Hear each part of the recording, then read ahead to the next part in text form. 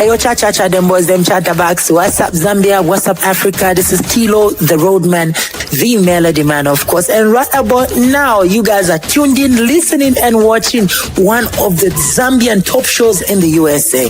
I'm talking about the Insaka. Airs every Sunday at 2 p.m. EST. That is 20 hours.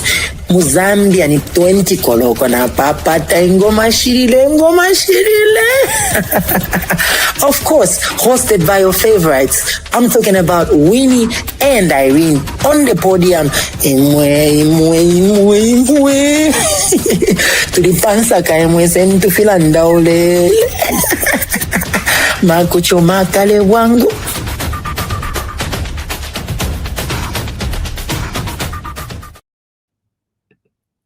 Hello and welcome to the Insaka Talk Show. I pray you guys are doing great. What a beautiful day. What a beautiful Sunday.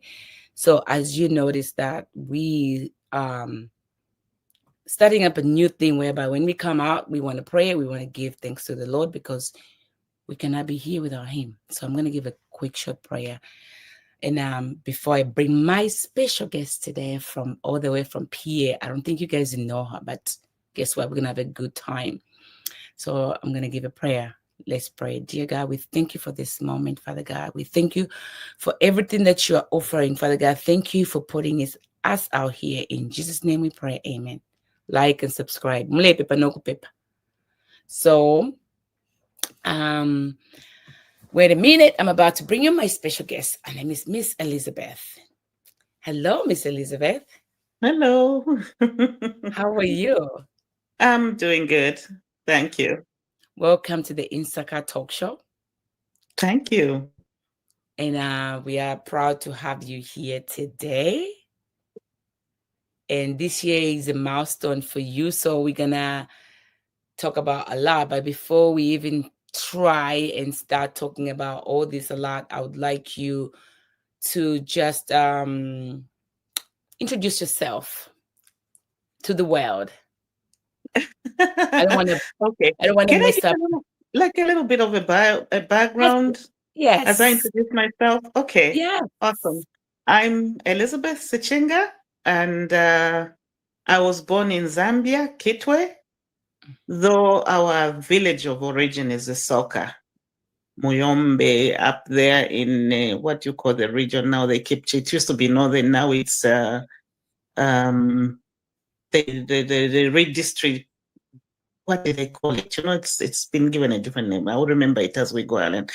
But anyway, I was born in Kitwe. I grew up in Kitwe. Went attend my education, most of my education on the Copper Belt, Kitwe itself, and upon finishing high school, I was a head girl at my school, which was Helen Kaunda Secondary School. Oh, really? And at the same time, yes, at the same time, I was a second lieutenant in cadet.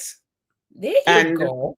During that time, I was the only female second lieutenant in the whole Copper Belt. So the others were male. So I had certain leadership qualities in me, which I actually maybe didn't even realize I had. But a lot of people saw in me. When they were picking a head girl at my school, I was at Hen Kaunda. It was easy for the school to pick a head girl. It took them some time to find a deputy and the senior prefect. So, oops, I actually emanate from there. So after my, oops, sorry about that. That's okay. That's okay. I'm just going to pause it. Don't worry. Hey, yo, cha, them boys, them chatterbacks. What's up, Zambia? What's up, Africa? This is Kilo, the roadman, the melody man, of course. And right about now, you guys are tuned in, listening, and watching one of the Zambian top shows in the USA. I'm talking about the Insaka. Airs every Sunday at 2 p.m. EST. That is 20 hours. Muzambia ni 20 koloko na papata ngoma shirile. Yes. So you were saying as you were. Yes. It was easy for the school to pick a head girl, but it took them a bit of time to find the deputy and the senior prefect. So while I was in grade 12, apparently before I graduated, my plan was to study either social work or law. Those were the fields I was most interested in. And I wanted initially to join the army, but my father wasn't so much. My father was okay, but my grandfather wasn't keen on it. So that threw me off. But the army was ready to take me on. So before I graduated, I surprisingly received a guest. And this man came to me with a scholarship. Mm. And he came looking for me. So I walked to the administration block and they said, somebody's come for you. I went to him and said, yes, sir, what can I do for you? He says, you just earned yourself a scholarship. I said, a scholarship? He says, yes, NORAD has sponsored you to go to Mindoro Community Court Foundation to go and do a diploma in women's development studies and also youth. I was like, what? Oh, he said, okay. So I got the scholarship. And then I said, but how did I earn it? So he said, do you remember when you were in Form 3? That time we were the last group to write Form 3. Now it's grade 9. So I said, do you remember in Form 3 you took part in a Jets Fair project on rural development? I said, yes, I did. And you came second the whole province? I said, yes, I did. He said, that's where the scholarship came from. Oh my gosh. Couldn't believe it.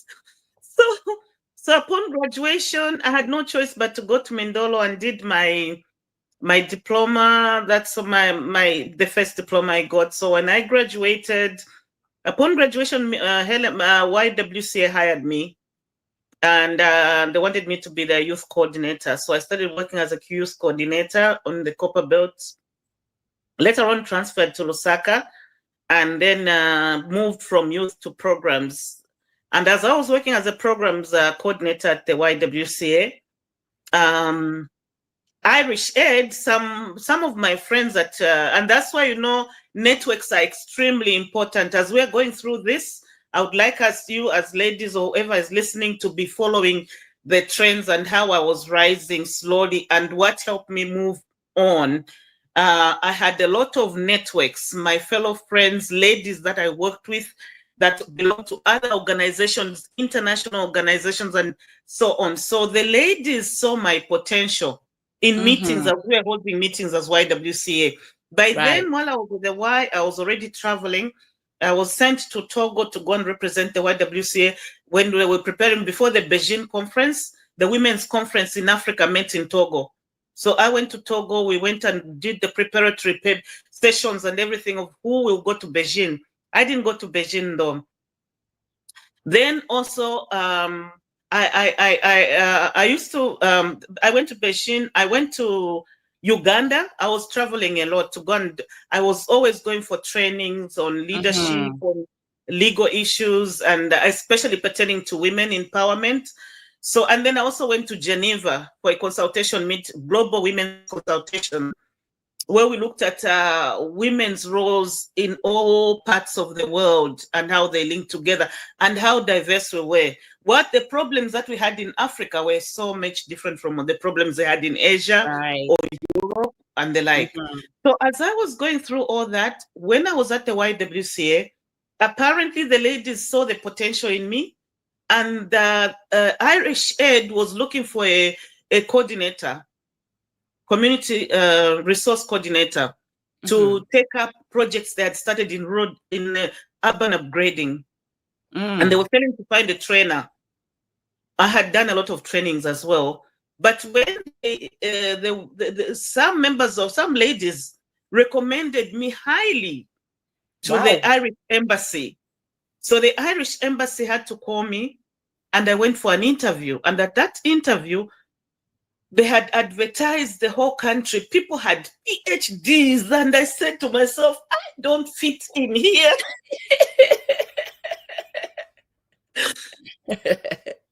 When we were done with the interview and the way it was set up, I came up tops and they hired me. So I ejected on that. You see, because God has been training you from secondary school all along. So for you, leadership did not come by the training that you did. It came from you, had it in you. And I'm gonna say to most of women, we always want to do what somebody's doing. No, some leadership skills, it's supposed to come out from you. So you had it in you. So with the school, the training, the traveling and talking to youth, that was preparing you for this place that you landed. So now you land there, you get a job. Now I'm hired from YWCA, and I was working at the Y. Now I get into the Irish Aid, and that's now international community in Zambia. And you know, when you go to them, their pay are even higher. Of course, now you're getting many dollars. Exactly. So I started working with Irish Aid. We were the people that, if those that know Kamanga upgrading project in Kamanga, Charleston area, that was a project. We upgraded that project. We trained the communities. We worked on the road network, the housing. It was intense. We're working with the council. So from there, the Irish Aid sent a team of evaluators, experts from around the world. So some came from Zimbabwe, Ireland, from different countries. They came as a team to evaluate projects in Zambia. And when they went around the country, they went around the country and evaluated all Irish Aid projects. They came to our project. By the time they were done with it, our project topped the most. And they concluded that training is key and critical for development to take place in any community. So I was from there promoted. So now I was not only covering Irish Kamanga, they elevated me to cover Chiva, which is in Kasama. I went as far as Mbala.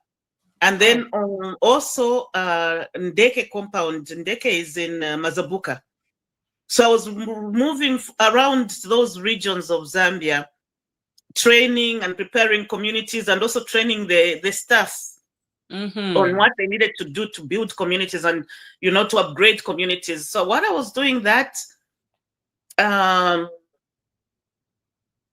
again, SNV was looking for a person to start a project. They had somebody from their country, but they needed somebody from Holland. They needed a Zambian counterpart, so that two people can start this project and run it together. Yeah, and yes, and this was going to be now in Western Province, Sesheke. And apparently, again, one of the ladies who was a member on the boards at YWC and had seen my achievement, what I've been doing, recommended the networking. Exactly. Networking came in critical again. And also reference, because if people trust in you and they knew you. Exactly.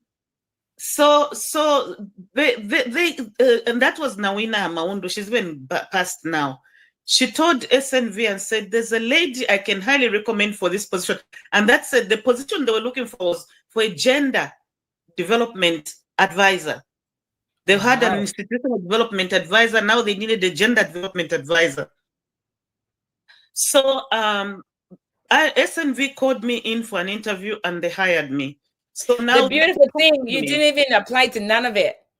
I never applied. I've never applied. So now they poached me from Irish Aid, and Irish Aid was not happy, but they gave me a better package. I paid my rent with Irish Aid, and they're like, SNV had to pay my rent. They gave me a brand new Land Cruiser. I mean, the package was over the roof. I'm leaving you tomorrow. So as a result, I left, went to Sesheke. I was there. Within minutes, I had my own beautiful house. I had a 3-bedroom house, which they renovated for me. It had been dilapidated. It was one of the former, I think the late Nakatindi Wina was renting it out for us, actually. We rented it from her. But it was, so they renovated it to brand new and I moved in. But it was 3-bedroom and I wanted something self-contained. So another house opened up that was 4-bedroom, self-contained. I told my employers, they just moved me in with no hassle. So in terms of like benefits, I mean, it came with big perks. My daughter Yeah. at the time was in starting first grade, so she was very small. And I had to move her to Sasheke, but the schools at the time, they were all government. And when I Yes. put her at a government school, the community couldn't take her on. I mean, there was this, what you call it, not that they didn't take her on, they The loved her. age group. Not the age group, it was, where when you talk about gender issues, you Oh, also talk about class issues. So when she went to the community, she couldn't fit in. She was okay, but they mocked her. They would follow her. When she was going home, I wanted her to mix with them, walk to school, back. but They it would wasn't follow. like that. She couldn't fit in. So what happened was one of her teachers followed me and said, Mrs. Bobo, do you know what you're doing to your daughter? This is what's happening. So that threatened me. So I told my employers, if we don't get a proper school for my daughter, I can't work here. They said, but you know your benefits. You can find your child any school anywhere in the world will pay for it. Oh, Jesus. So I just put her to a beautiful private school in Monze, which was Wengu. At the time, they were just building Wengu. It was a very good private school. It's very big now. So those are some of the kids that almost were building Wengu as it started. So I would leave her in boarding and go and do my work. So in a nutshell, what I want to say is your networks are very important. How you work with people, how you relate as women. Yes. And let me also recall back that when I was at the YWCA, the work we did at the Y is still reflected today. Some of the things we did when I was there, this time everybody talks about victim support units. I know. We are the people that started victim support units. We are the people that, so we are the people that lobbied for more women participation in politics. We would go to parliament in t-shirts and sit right on the bench. And as the parliamentarians are talking, we are looking them in their eyes, would go to one parliamentarians and lobby. So we learned to lobby. We use the parliamentarian to move a motion in parliament. Oh and my goodness, you're giving me goosebumps. You're giving me goosebumps. Then we would go to the judges. We would hold tribunals, bring in women who have been abused, the children who have been abused. Yeah. And the judges would listen to those presentations and discussions. So through all that work, and then we would march sometimes. People started calling us women that tarmac lovers we like, because we would march to State House. We marched everywhere. So eventually we saw laws started coming, even the inheritance law. We were behind the Zambian inheritance law. That time there was property grabbing. We saw women being tortured, harassed. We said, no, we need to stop this. Yeah. You know what? When you say that, that, you are the women who are about a property grabbing. My sister, my older sister, my daddy's daughter. Yes. Her husband passed away. He had so many properties. So thank you for doing that. She had so many properties, and then they took everything. And my father was like, no, don't you know there's a law? Because my father was very educated. There's a law. They cannot take nothing away from you. You work hard. Even if you are a stay-at-home mother, you are raising your kids. All these homes your husband left, they are yours. They went to court. They won the case. They took everything back. Yeah. She has all the houses. She has all the buildings that he left. Yeah. So thank you for starting that movement. It's actually working. Unless otherwise you don't know, but it's working in Zambia. Nobody will take your home if your spouse dies or whatnot. If you have the right illegal information, they will. So thank you for starting up. See, we don't even know. Thank you for Miss Elizabeth. Listen, and she just lives right here in Pierre. No, I'm happy you're here. So because women needs to learn, and that is what I'm also learning, because I am becoming that woman where networking is very important. And if you're working with people, be kind, be courageous, work together, because you don't know who's going to recommend you to somebody else. People are always watching. And God watching too, but people are always watching. If I look at your journey, it's connection after connection, networking. While you're working, even if you're matching, somebody, they say, "Na live whenever dia." So that is a good way of actually. Today's topic, if you guys can see, today's topic is about her life, her legacy. She's turning 61 this summer, and she just want to share how much to empower us women who are growing up, because she has done a lot in the community, and not just a small, like large Zambia. Listen, everything click, click, click, click. We applaud you. The other thing that we also did was, if you look at the police service, at that time it was called the police force. Yes. So as a police force, they were, they used force. They didn't play, and they had no time for us women and children. No. So we were so intimidated to go there. So we started lobbying with the police aid SIG, and then no, you need to change it from force to service. Service is more coming. It's more welcoming. People will be feeling more comfortable coming there. So that also ended up being changed, and that's how we pushed in now after changing to service. Then we pushed I don't in know if I was 2 or I was 1, but thank you. Yes, it's called police service, not force. Then we put in the victim support unit, because yes, now there's that too. Yes. We started telling them, as women, when we come, this is how you can receive us, because we are abused, we are scared, or if the children come, they are abused, there's incest on all those issues going on. This is how they need to be received. So now, if you go to the police service in Zambia, you'll find that the victim support units across the country, they don't put on a uniform like any police officer. They are like IDs. They go in clothing. That came from us. Because they said, if you're in uniform, I won't be comfortable talking to you. But if you're in your clothes, it's so they are very nice. Support victim support. I have one of Mr. Msonda, Mr. Friday Msonda at Central Police. He was working under victim, and they have different offices. So, like if you're in Insaka, the main police station, behind, that's when you find the victim offices. They don't put you on the beginning where there's bakawolala and all people doing bad criminal crimes. The victim services, community service, is behind. So you walk behind or you pass through inside behind, and it's like very, they put like a light blue. They paint it so friendly. It was very friendly. I was there because one of our friend is part of an organization, Mr. Msonde's coordinator of Insaka. He worked there before he was promoted. So he was very friendly. People just like saying hi. Never fall if that is nice. Listen, lady. Yeah, and that was actually done the whole country. So we would travel across country to see how the police were setting them up, and we developed a very good rapport with the police, such that it was very fulfilling a job. I would tell you that up front. So when I left YWC and all that work that we did, then I went into Irish Aid, then SNV, now in Sesheke. That's when we started now implementing we worked with DDSPs, that's a district coordinating committees and provincial coordinating committees in the councils and in the communities. So I covered all NGOs, small, big, and large.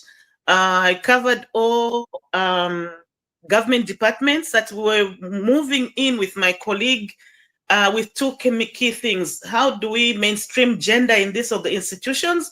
And how do we look at institutional capacity building? What is the capacity of these organizations? So those are the two things we're moving in, and we covered the whole country. And because I studied in Sesheke, SNV elevated me. So now I was covering all the projects across the country where they had a presence. And then I also became the chairperson of what we call the Country Council. The Country Council was the body within SNV that brought in all technical advisors across the country, both local and international, and would give advice to the director. And it was an intense council, because that's where we crashed projects, $1 million projects, Zambian projects. If the Country Council said it's going to go, it's going. So it was a very, very intense thing. But for me to find myself as a chairperson, I couldn't even believe it. I'm like, really? So now my gosh, Miss Elizabeth. So it's just all those things. But eventually, after doing so much development work and covering the country and doing so much, I started questioning myself. My I started challenging myself actually, we started with my friends. I was Brenda Lisoni, so myself and Margaret thing. We would sit, we would be having, they work for other organizations though. But so we would sit and we would be having a meal maybe for dinner in Lusaka. And then we started, I said, ladies, what are we actually developing in Zambia? What is this now? Yeah. What about me? And all this money ends up with us. The trickle-down effect to our people are very, and mostly it was training. As people with training, our budgets were off the roof. But it went our vehicles, our houses, our what? The trickle down to the community was very minimal. It's just a little training they had, or the food that was given, or the so they and thank you for saying that. What I have realized it even in my foundation, and I looked what other people do. So people come, of course, they give money to do the project, but giving out to the community, it's only minimal. They give them lunch, they give them 100 kwacha, and then they go home. But they're doing everything else. But when you're saying community, you're supposed to help those who are in need. It doesn't happen. So what I did, or what me and my team have done on the foundation, we came up with the way we're going to treat our youth is we want to make sure they have the incentives at the house. We have our home, and then they have school supplies. And then we take them to school, because I realize that if I give you 1 kwacha every time you come for a walk, what is that 1 kwacha going to do? It's anyway. Nice. One day you're just going to buy candy. And this is why in Zambia, even when you talk about the aid, which is, I'll come to that a little bit. We don't have to go in politics, but just to see in general, when you talk about the aid, yes, the money was going there to do the project, but the money ends up to the people who are actually working, not to the community. Yes, that's true. And that's a challenge I had. So as we questioned development for along with it, so we started laughing. We said, you know what we are doing? When they say there's cholera, you go with hoses like fire engines.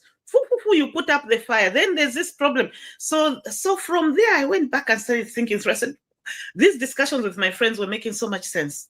So I said to myself, I said, you know, I got to a point where my employers now were saying, look, when your contract ends this time, when renewing, if you want to go and work in another part of the world as a director, we're in over 80 countries. We have a presence. We can send you there. So I said to myself, do I really want to do that? I know the perks are good. I already had bought a house. I had so much because I never touched my salary. So yeah. I lived on allowances. I had too much money on me. The vehicle was there. I didn't have to buy gas. I had a driver. I had a security guard. I had a maid for my daughter. I had it all. So now I'm saying to myself, did I really want to continue with this? I said, is this development? When I go to the villages, you know, there was a time you'd go to the village in the olden times in Africa where they flooded you with gifts, food and everything to carry.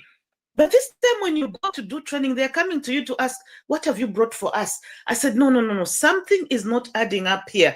Yeah. This is not the development we need for Africa. I want. Yes. So then I said, my employers, I had my evaluation.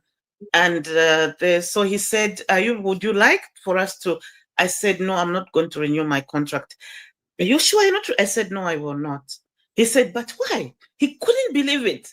He said, why don't you want to renew? I said, my mind at that point, my sister had got to a point where I said, if we're talking about development in Africa, this is underdevelopment we're doing. I don't know what it is. Africans need to go into business. We need to change our from being too many NGOs and asking to being entrepreneurs and build our own, grow our businesses, grow our income, create jobs, do all those things. So I said to myself, you know what? I'm not renewing my contract. So I didn't renew and I left. When I left, eventually I came to America. And when I came here, I went to school. I studied international business because my mindset was I don't want to do development anymore. But when I came, I still needed to settle in place. So first of all, I started working for an organization which was, supporting people with disabilities. So the moment I joined them, in the first 6 months, I started at a very low level. I wanted to understand the organization. So first 6 months, they promoted me to supervisor. In another 6 months, they promoted me to associate director. They moved me because we had a state inspection, and at that state inspection, they were going to shut down a certain program. And they wanted to find somebody in the organization who could save that organization, because it was more like a mini nursing home. It had intense, very serious attention needs. And the whole company came to me and said, we are promoting you to associate director. And they demoted a white man to promote a little young woman from Africa, young girl from Africa. I was working in as associate director, and I'm saying to myself, like, wow, okay. Okay, okay, thank you. Yeah. So the moment I got in, I got to work. I took my toolkit. I started panel beating. We were given barely less than 6 months to upgrade that facility for the state to come and be shut down. Oh, it's going to be shut down. I called my team, because I was also I did a lot of team building. Having worked in all those, I had so many toolkits. I had done all these trainings in Africa with USAID, with United, UNICEF, all the training kits you'd hear, all readers from Germany, all different training kits because of community, the work I did in the communities. And the training, the participatory methodologies that I took into communities. So I got all that and applied it now to this facility. So first thing, I had to pull a team together. So there was a team of about between 15 and 20 members of staff. I called them together. We had a meeting. And I said, this is me. I introduced myself and gave a little background. I said, this is our task and I want us to be. So I started now laying everything. And the team just fell in. The good thing is they loved me. They were able to just exactly, and they saw my type of leadership skills. I'm not one who is in dictating or shouting or yelling. No, I bring teams together. I build teams. You're loving, you're humble, you are teaching. So, you are not showing off the knowledge. You want everybody to know part of your knowledge. Yes. That's really nice. You giving, that's giving back, even the power, just a giving back. You give out your knowledge to somebody else. That's really nice. So they loved the way I. So they worked. They came up with ideas, and I gave them the space and the time to be creative. So they would come back. Each one of them now amongst themselves, they started. When we went to visit the program, each room of the program for the clients, and also when we by the time the place looked like a mini hotel. No. When the clients sometimes, we had 2 nurses, registered nurses on duty all the time. So at night, if there was anything happening, I told them you needed to call on call. The staff on call, the senior staff on call director will help you out in whatever you want. They would call me at home. I'm like, I'm sleeping. What's going?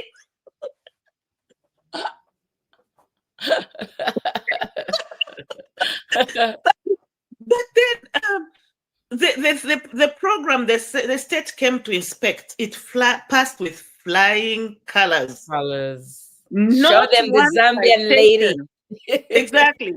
Not one citation. So after that, the company was so through. They were saying, I think you need to be one of the directors. At that time, I said, no, I resigned. Because when I started looking at the difference that was within the US and Africa, you have a title in the US, but it doesn't come with benefits like it does in Africa. Yeah. So it's different. It's a different world. I had my car. I had my, I could save. I didn't touch my salary. I had allowances. But when I came here, they said, I'm associate director. I'm paying my car note. I'm paying my rent. I'm paying everything. And I'm salaried. So I don't have any extra money. They're not giving me allowances like they did in Africa. So I'm looking at my pay and the amount of work, and they're using me so much and paying me very little. So I said to myself, is it worth it? So I said, no, I'm decided I'll go back to school. So that's how I decided to just step down, and I went back to school, studied international business. I finished my studies, and then from there, I registered a business. I haven't started. I opened an office. We haven't been fully functional though. But what we did was we were preparing ground. The last few years, we've been setting up ground. We did conferences. We had about 2-3 conferences here. There's one conference that we had in Las Vegas where we called all the Zambians. That one was we were just invited to help coordinate. The people that were organizing that conference had failed to put a conference together for so many times. They wanted to put an African conference together. So eventually they contacted me and I mobilized the Zambians, and we actually we outperformed in Las Vegas. We had the delegation flying in from Zambia. Our embassy was there. By then, President Banda was the president of Zambia. He sent a representative from the diaspora desk to come and represent him. She flew all the way from Ngoza, all the way from Zambia. It was so wonderful. I'm telling you, people just said Zambia. Zambia showed up. Kuchalo. People were flying from all over America, even abroad, Zambia, to come to the conference, including Nigeria couldn't match us. We beat all the countries. So that is amazing. Yes, that's amazing. So overall, now you're doing all this, and then challenges you have faced in the women leadership as a woman in a leader. Challenges that we faced, normally it's if I look at challenges, I would say one of them is since I went through a divorce, I'll start from there. When you are doing something as a woman, because you are not Mrs., sometimes people look down on you, And as women, I think that's where most people tie themselves. They want to be called Mrs., even though they are being abused and tortured until they are killed. Did you see me dancing? They hold on to that title. Yes. Because that's their Messiah. If I leave, the society won't accept me. Yeah. But you have to step out. If your daughter is being abused, if you are not comfortable and you think it's not working, there's a bigger world out there. I tell you, ever since I left my former husband, married, I could have been married if I wanted to, but I chose not to because I felt my priority was my daughter, who's now very comfortably, very happily married. And I'm free now. I keep saying to myself, anytime now I'm on the market. But that time, it was no. My focus was my daughter and my career. And I found that though there are those challenges of being single, I have not suffered any of that, to be honest with you, because from what I've already shared, I've had it easy. Financially and everything. When you are going through the period, of course, divorce is not easy because somebody's been. And then there are people, like, what advice would you give somebody? Because I feel like the way your life legacy, your life story is, and how God has blessed you with your leadership or being a leader. Do you think your husband was intimidated? Because I found that was a husband African. I found it so challenging. Not every man really, really are prone to these women who are becoming leaders or successful or just working class women. I would say he was intimidated to some extent. Yeah. Because the time we were doing like all the things I told you about when we were changing the laws in Zambia. Yes. I was still by that time I was with my husband. And at that time, we were not appreciated so much as women. People didn't understand what we were trying to put across. Yeah, it's a it was so new. It was so new in Africa. When you talk about women's rights, when you talk about gender, they called us Valimba, women's lib. We carried titles. So we were actually humiliated. We suffered, actually. The things the people are enjoying right now in Zambia, they don't know what we went through for them to enjoy. So, for me, I regret my divorce because I'm so proud of the achievement of what we did in Zambia and how it's benefiting so many lives. Had we not done it, had we stayed back, had I said, me and my husband, I can't. this would never have happened. That's where I was talking about, because we women, we found ourselves, me, my husband. The man has his own title. The man can just do whatever you want. But for you, God has given you that power, that leadership, that Esther's leadership, because that's what you have, doing it for others. And then you say, oh, no, I can't do it because I don't want my husband. I don't think my husband is going to allow me. Oh, me, my husband. Or sometimes you're just fronting it up for people to see that you have a beautiful ring. You have a beautiful home. You have a beautiful children. You have a beautiful family all together, picture perfect. And then you are living in that place where it's just not perfect. And that's why I say, did you think he was intimidated? Of course he was, because I have a couple of my friends where they've doing so much, they've got their better education, and then they are men, of which is they can also do the same thing, but they just feel like, oh, Manje, you guys, you're educated, that's why you're behaving like this. And what can you talk, because you've been through there, what advice can you give to those women? What I can say is stay focused. But if you're with your husband, it doesn't mean your goal should be to divorce. If they divorce and if you end up divorcing, then it was meant to be. But stay focused, listen to him, try to build a rapport with him, learn and agree upon between the two of you. What if he doesn't want to follow you? Because sometimes you're moving up with somebody and then you elevate, because women are pushing this much. Men will be like here, women are pushing, and then you start feeling insecure and that start pulling you down to be on the same level. Like, men, if they feel they can't, that's when they decide to, career off like my former husband did. I will not push him to say we have to continue if he says he doesn't want to. But there are some men also, like I had a friend of mine, Agnes. Her husband was a lecturer at University of Zambia. They even went, I think they went to another country. I can't remember whether it was Botswana or whatever. They traveled. I don't even know where they are now. I haven't been in touch with her for a long time. But the husband started learning. He came to the YWCA. He got involved in what she was doing. You see and that. started appreciating it, and he became a part of.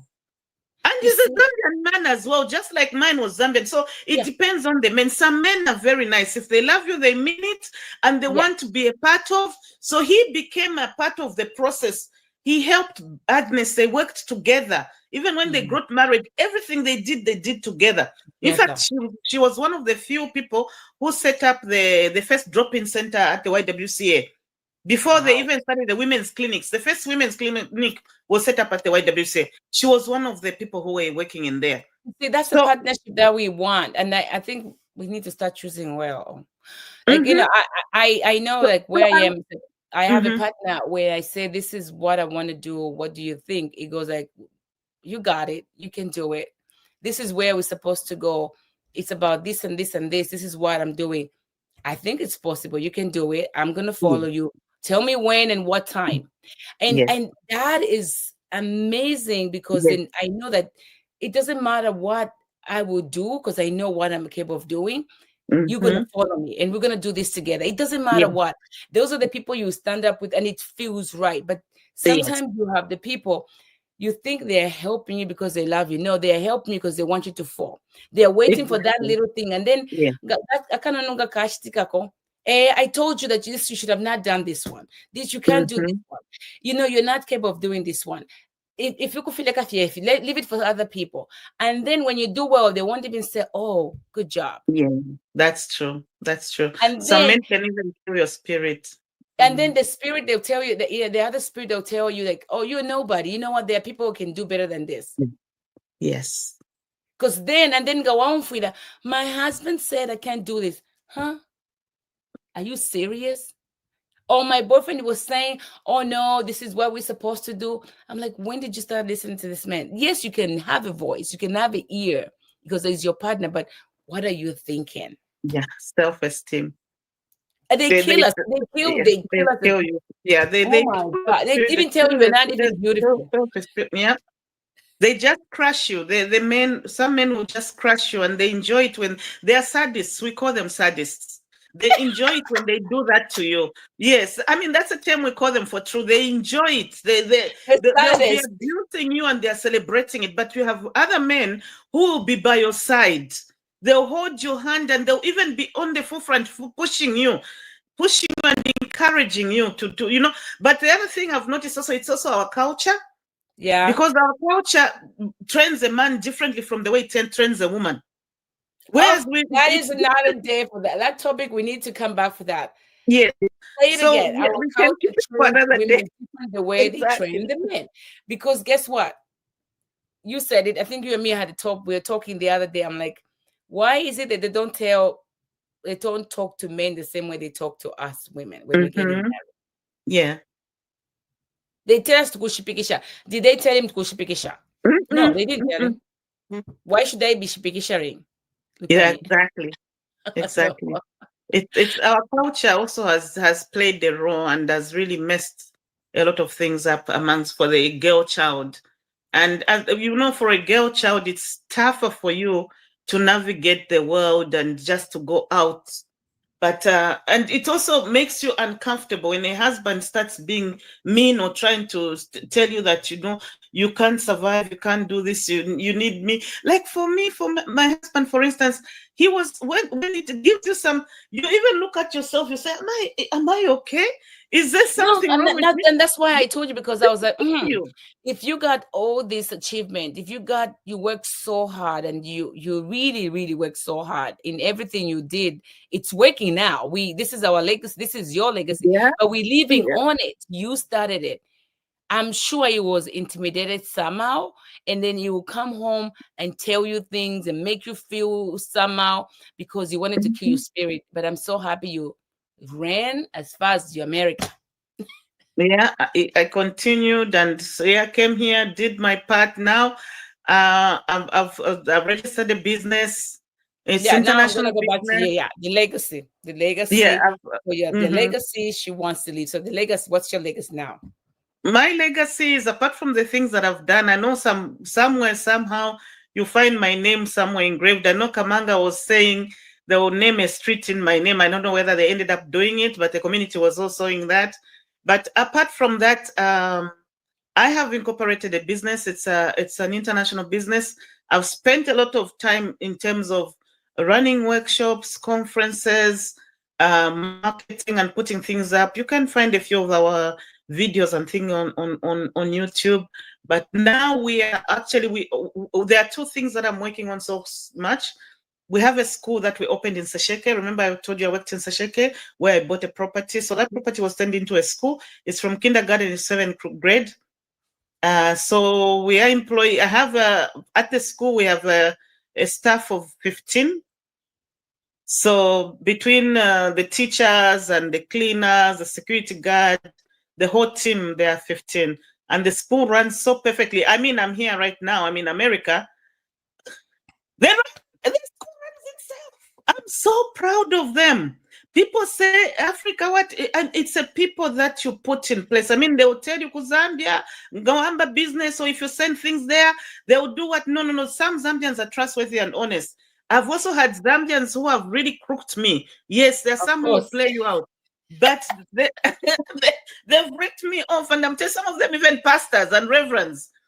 But I've also, but I can tell you the school runs so well. I don't even have to worry. They pay salaries. All they do is they send me spreadsheets at the end of the month. I authorize for salaries because our school, everything is. Once you start working there, whether you're a cleaner or a security guard, you have to open a bank account. We just do direct transfer their salaries into their bank accounts. I want to say something. Now this takes you back, or it takes us back to how you felt when you resigned from the US, the Irish from SNV. I didn't resign. I never resigned. My contract ended, and I refused to renew it. You refused to renew it. And then, because you know what, when you went to the village, you realized people were giving you stuff. Now you start to giving them stuff. And then God, I think, came into you. It's like, that's not what I want to do for my people. We're not supposed to be beggars. So you went and created jobs. That's what people didn't get Exactly. it when we say we have NGOs. The NGOs come to suck it. They come with Mm-hmm. candies and they Mm-hmm. suck everything from Yeah. us.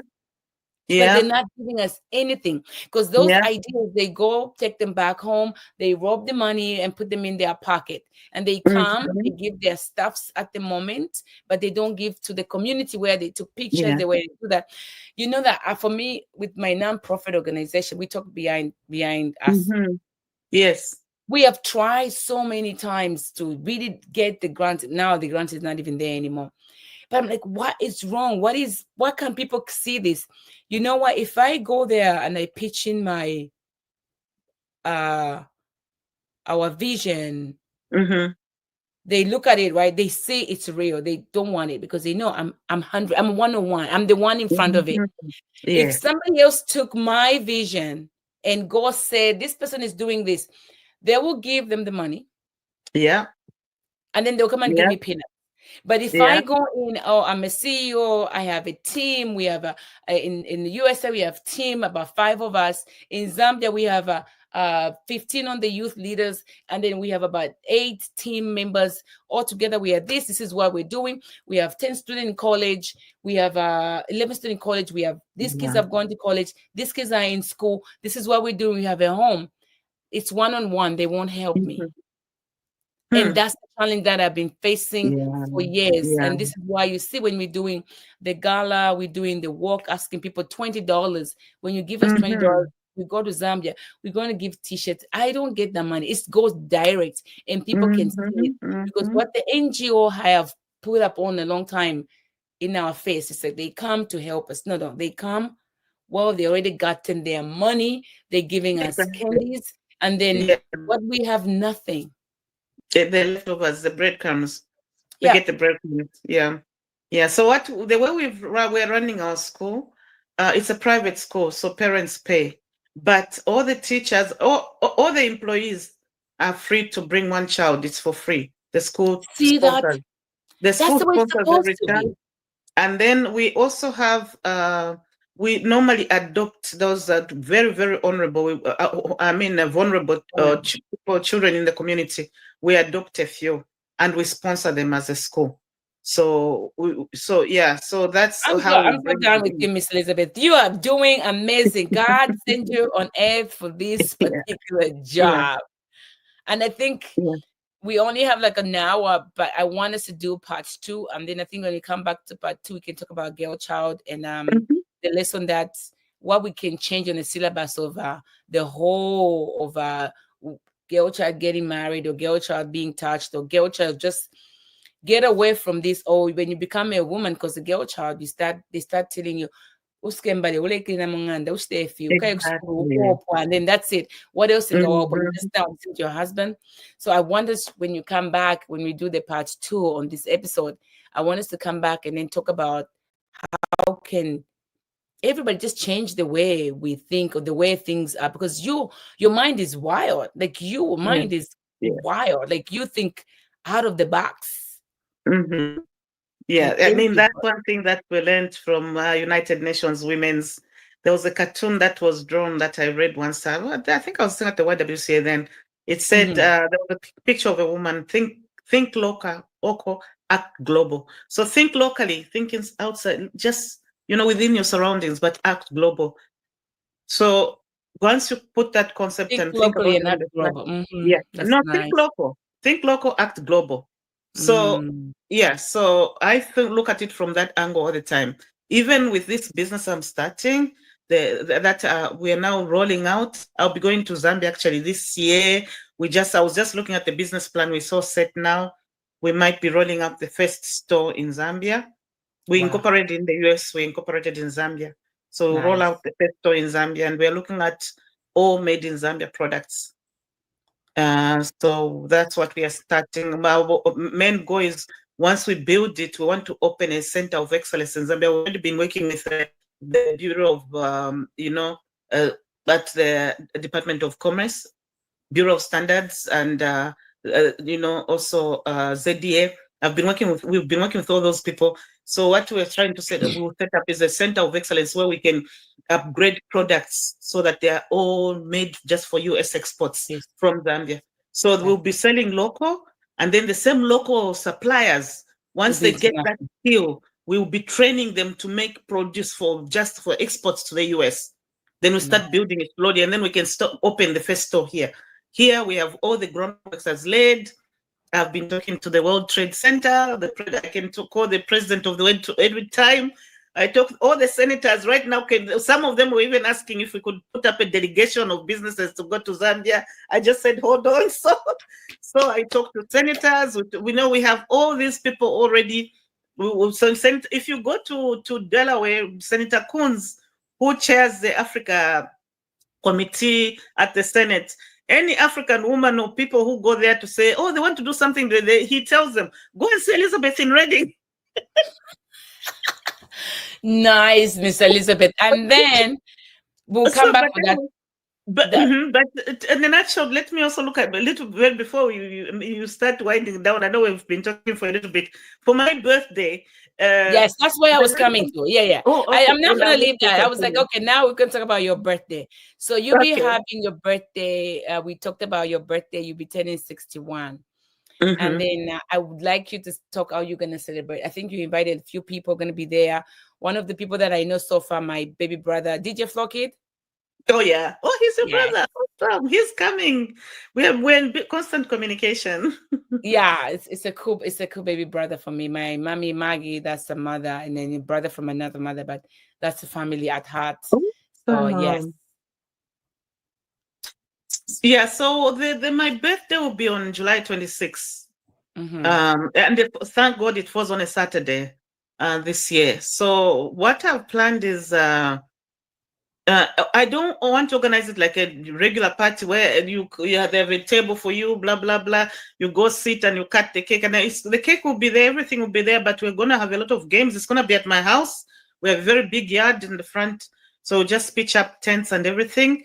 It's going to be like outdoors, but there will be barbecue. There will be the African cuisine prepared by Chef Astrida. She'll be catering from New York. She'll be catering the Zambian cuisine.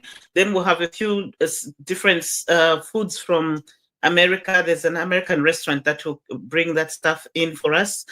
Then we are planning on holding, apart from games and everything, we're going to have what you're calling a silent auction.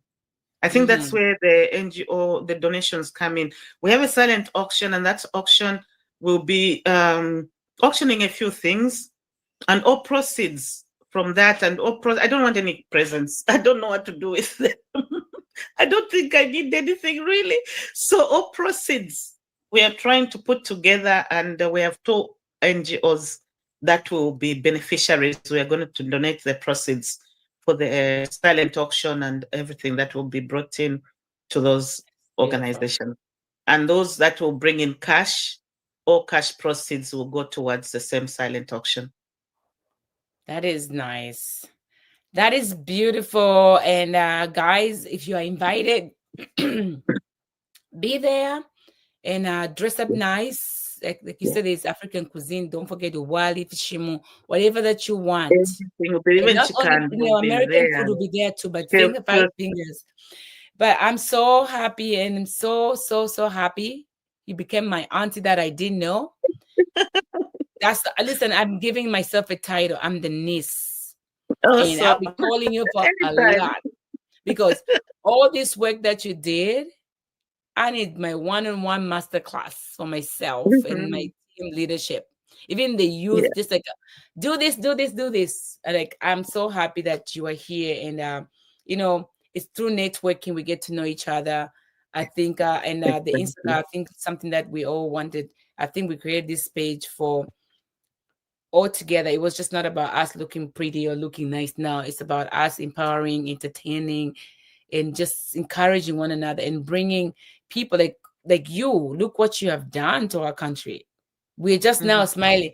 Gender violence, women empowerment, women, we didn't even know where that thing came, but you guys went in, they whipped you, they didn't talk to you, they mock you.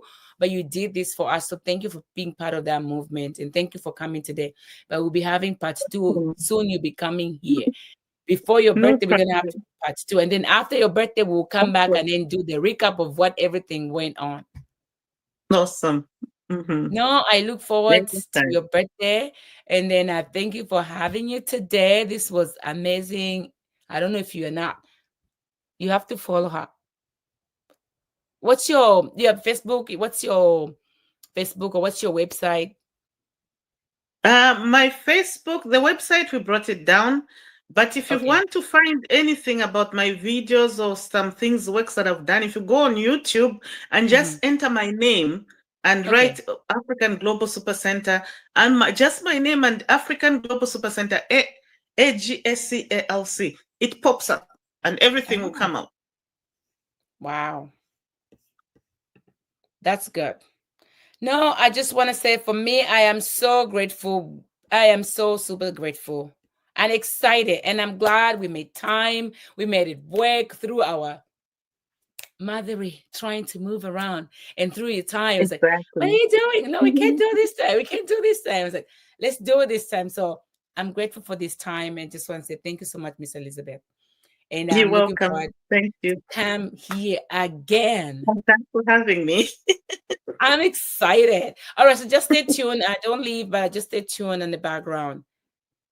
So for now, we're closing up. This is the Insaka Talk Show, and also, if you know, on the Insaka, there will be some changes coming in and out, but you'll see all of us. We are here, and we are here to just make sure, as Zambians, we are one. We are together. We love. We care. So for me today, Miss Elizabeth, we just want to say thank you and have a good day. Thank you. Thank you.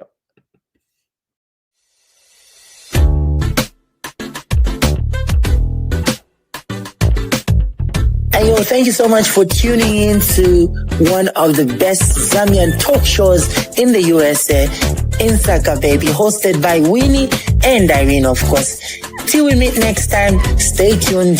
Laba, laba, laba, laba, laba, laba, laba, laba, laba. Ingoma shiri de went to the Pansaka.